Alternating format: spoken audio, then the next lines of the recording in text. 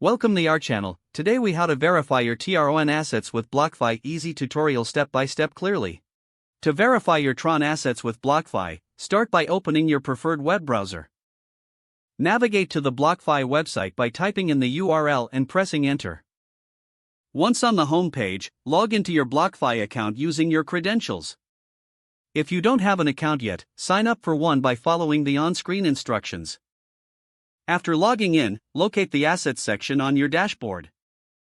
Click on Assets to view your current holdings. Look for the TRON, TRX, cryptocurrency in your asset list. If TRON is not visible, you may need to deposit TRON into your BlockFi account. To do this, click on the Deposit button, usually found at the top of the Assets page. Choose TRON from the list of available cryptocurrencies for deposit. The platform will provide you with a deposit address. Copy this address for use in your external wallet. Open your external wallet where your TRON assets are stored. Initiate a transfer by pasting the BlockFi deposit address into the designated field.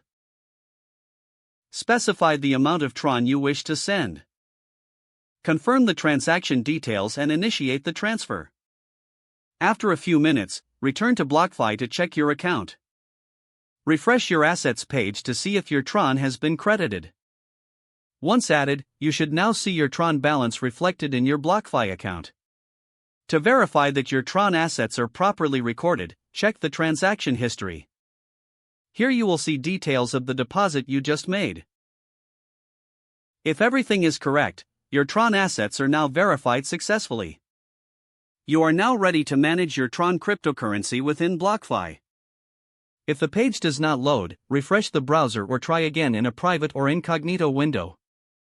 Make sure you are using the correct email address, then retype it carefully to avoid small typos.